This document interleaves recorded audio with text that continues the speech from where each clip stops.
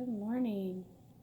Awesome morning. The sun is shining in on me. So, apologize for the reflection. Um, just a reflection for this morning. How about that segue? Couple things from my reading today, which is God is awesome. My kind of random reading is from Ezekiel, which is kind of random, and just the title of it was Two Eagles and a Vine. And I think it wasn't until I had read all of the readings that one part especially stood out. And so it seems like the theme for today was about houses of sorts in your home. And the phrase that's been used a lot lately is this phrase, safer at home. And so that's what came to my mind as I was sort of reading and writing this morning. I don't know what that phrase really means. I'm not going to get into it, it'll be cynical, but as you have a home, does that necessarily make you safe? Just kind of, we have so many parts of our bodies, minds, spirits, souls that are vulnerable.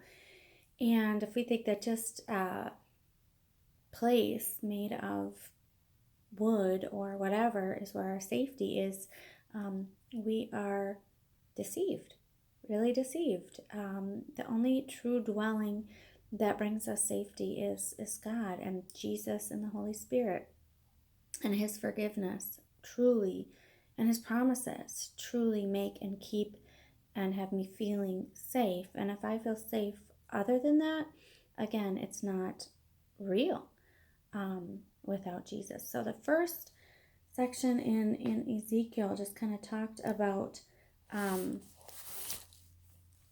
a God saying to a rebellious house that they should be aware that they're vulnerable. It says, "Do you not know that what these things mean? The king of Babylon went to Jerusalem and carried off her king and her nobles, bringing them back to him with him to Babylon." It just talks about how very easily something that thinks that it's strong, even before that in the vine. This is what the sovereign Lord says. "Will it thrive? Will it not be uprooted and stripped of its fruit so that it withers?" This is Ezekiel 17. "All its new growth will wither. It will not take a strong arm or many people to pull it up by the roots." So it's got no foundation. Even when Matthew talks about building your house on the rock, just because you have a house doesn't mean it's safe. In a minute, when the wind blows, that house can topple. It's really talking about those who don't have a foundation in what God is saying and in His promises and in His words. And then my usual reading from the Bibles, read the Bible in a year, is First Chronicles. I was on the end of First Chronicles, and it's so cool that David really, really wanted to build this temple for the Lord. It was in his heart to bless the Lord and in his mind to give him a dwelling. But the truth is, God said, "I never asked for that. I've found a way to, I don't need your dwelling. I don't need you to make a physical structure for me to be in." All the while that Israel wandered in tents, God was in a tent, and I know He knew David's heart, but He did tell David, "It's your son who will be blessed to build the temple." So as David was going toward the end of his life, he's like, at least I can get everything ready. I think for Solomon, he did everything up to actually building, that temple. And all these things provided for. And I just thought it was cool, some of the words he gives to Solomon, which makes me think of also the words that God gave to Joshua. Be strong and courageous. This is from 1 Chronicles 28, verse 10. He's talking to Solomon. In verse 9, "And you, my son Solomon, acknowledge the God of your father and serve Him with a wholehearted devotion and with a willing mind. For the Lord searches every heart and understands every motive behind the thoughts. If you seek Him, He will be found by you, but if you forsake Him, He will reject you forever. Consider now, for the Lord has chosen you to build a temple as a sanctuary. Be strong and do the work." Oh, it's so cool. So our whole being, all that we have. And that's what David goes on in his prayer to tell God in Chronicles, 1 Chronicles 29, verse 14, everything. He even says, but who am I and who are my people that we should be able to give as generously as this? Everything comes from you, and we have given you only what comes from your hand. So we start off with nothing. I mean, we're teeny little babies that even our life and our bodies were a gift to us. And then God chooses us in baptism. God chooses us to make us his own. God chooses us for work that he has prepared in advance for us to do.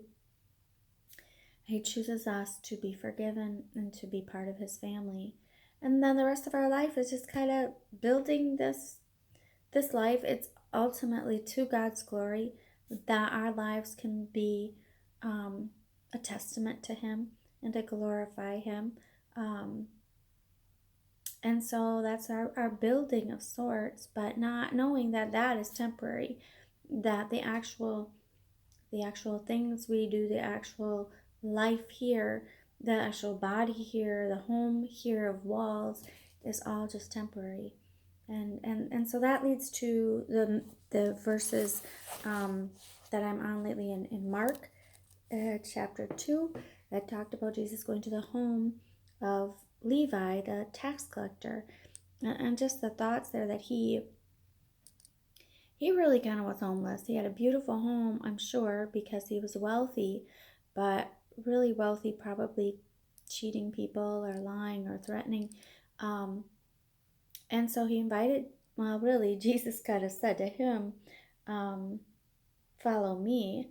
And then Jesus actually went, he followed Jesus, but then Jesus followed him, I think, to his home eventually.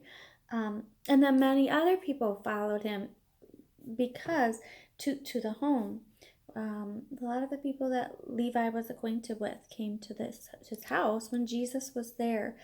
And they were just enjoying Jesus. They were just probably having a wonderful meal and knowing Jesus was with them. Jesus didn't reject them. Jesus had a new plan for Levi, and just how awesome. And so that theme sort of having a beautiful celebration was also from First Chronicles, where when they had built this temple, when they were, well, before they were building the temple, but when they were passing on the gauntlet of sorts to Solomon, and when they were thanking God for the temple, it said, verse 1 Chronicles 29:22, they ate and drank with great joy in the presence of the Lord that day.